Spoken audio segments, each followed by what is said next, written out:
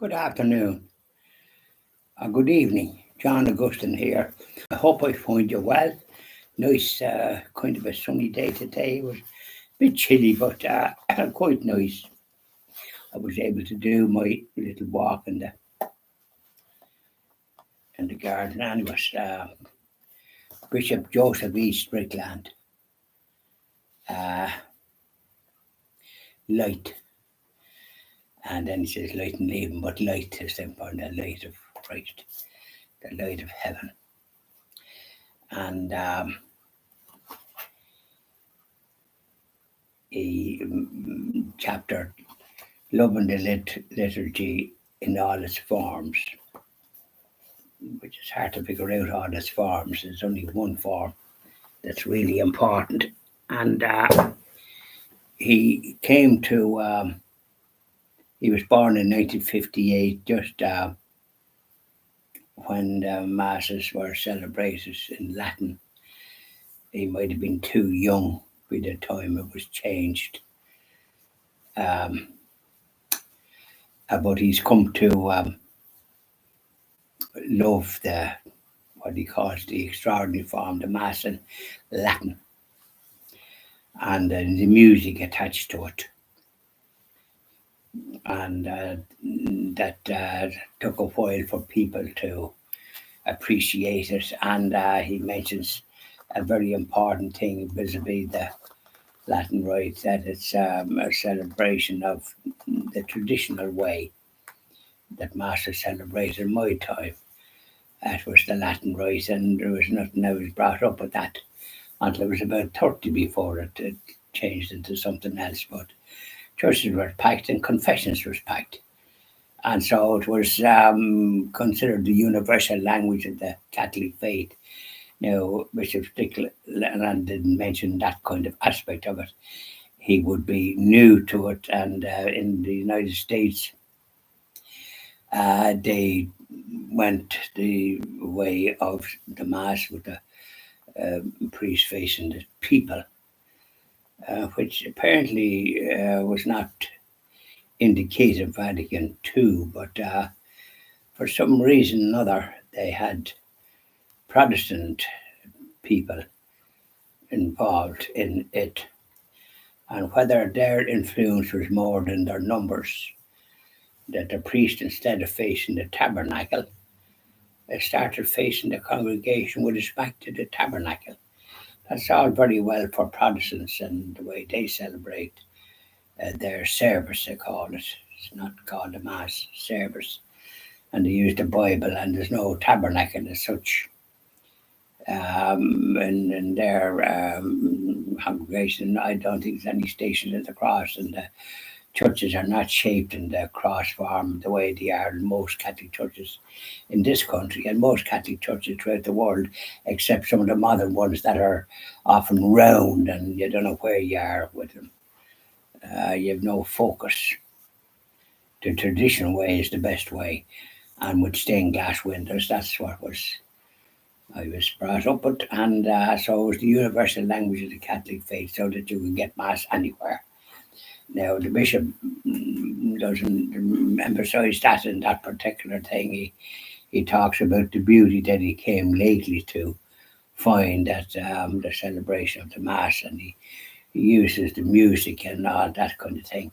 And he talks about the Orthodox faith and the way that hasn't changed from the point of view of the celebration of the Mass. And but he didn't mention about the Orthodox faith, which I was at one or two of the Orthodox masses, and they're all based on the Greek Orthodox thinking. You have the Russian Orthodox, and you have different Orthodox, but they last for a few hours, and people are often standing. That I was at, and somebody provided me with a chair, I suppose, because of my always I got a tip and sit down, which I availed of it. And there was families and all there. Bishop doesn't mention about that, and that it lasts for 3 hours about. And families are there, and they're bringing up their children, and they get some kind of, not the Eucharist, but something from the priest.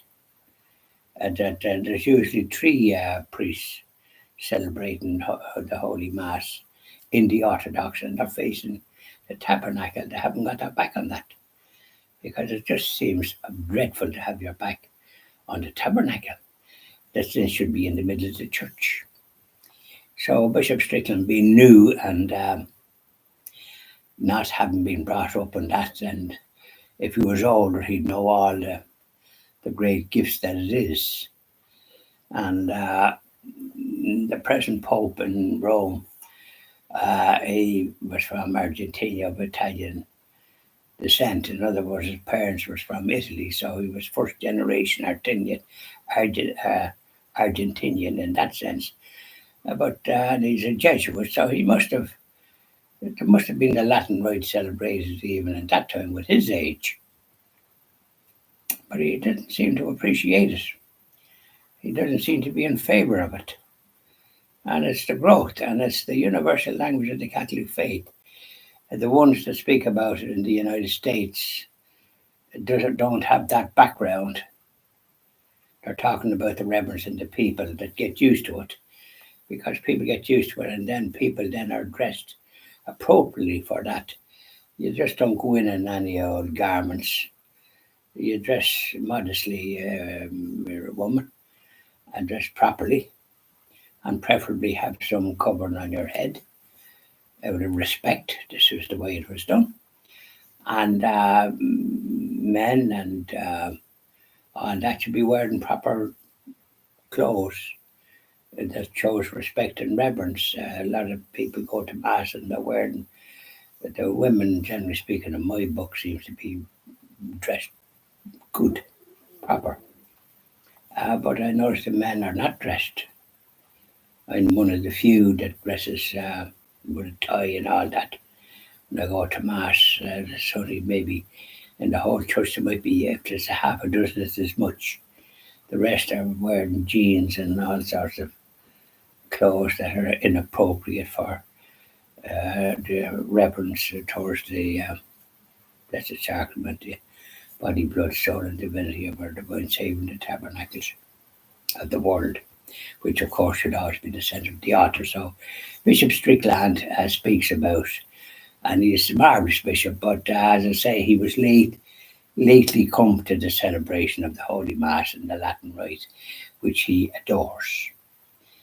And as I say, he quoted the Orthodox and reverence there. And of course, but he didn't mention that it lasts for about 3 hours and people don't mind. And then oftentimes they have a meal afterwards, which doesn't cost anything. But when the collection comes around, you give appropriately what you can. And I certainly always give at least a fiver, because of a €5 note. And the same as because the priests that celebrate Mass have to be, that's what they depend on, and for their income. And but they do get supported because, as I say, the congregation the place was packed with families and young children and carrying babies as well, which were able to get something as they went up, as the parents brought them up. So their faith is getting nourished from a very young age, and the parents as well. And these would be ones to be walking in a place, but certainly they're a great credit to the practice of their Catholic faith, the Orthodox faith. And I reckon that there's very few lapsed ones in that faith, because they didn't change it. And I'd say there would be the same in the Catholic faith, which is now nothing like it was in the past. There's a lot of lapsed Catholics whose souls in grave danger of eternal damnation because they're not practicing their Catholic faith. And it was considered a mortal sin, and if never mind considered, it still is a mortal sin if you don't go to Mass every Sunday or on the Saturday the Vigil, which is a shame to bring that in, because that was the night for confessions and polishing your shoes then for the morning. There was all that respect attached to it. You certainly didn't wear any old codology or clothes. You wore a tie and you put on a suit and your shoes was polished. Yeah, on Saturday night. And you were already after being at confession. Yeah, nearly got confession every week, and there used to be about three priests, a parish priest and two curats, or three, depending on what sort of a town, size of a town it was. So Bishop Strickland didn't mention that in that talk, but I'm just throwing it into the pot for those of you that mightn't have experienced, age-wise, you wouldn't have had that great experience that I had. So I know, and it was considered the universal language of the Catholic faith, so that you could get Mass wherever you went and be able to follow, because it'd be in Latin with the priest facing and the altar boys and the way it was done. Great reverence. And Bishop Strickland has come across that now and has taken it to like a duck to water. So well done, Bishop Strickland from East Texas. The people were very appreciative of him, are very appreciative of him. So we'll do more of it now tomorrow, please God. So there's a little bit of business about the Latin Rite. And they call it the extraordinary form, but these are Hollywood words that I'm not too keen on. Ordinary and extraordinary, like as if they're in two different something or another.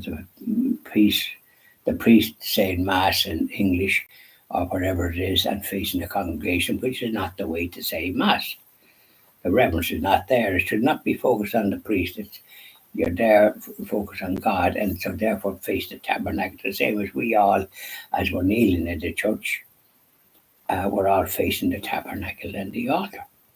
The only one that has his back to the tabernacle is the priest, when he should be facing it.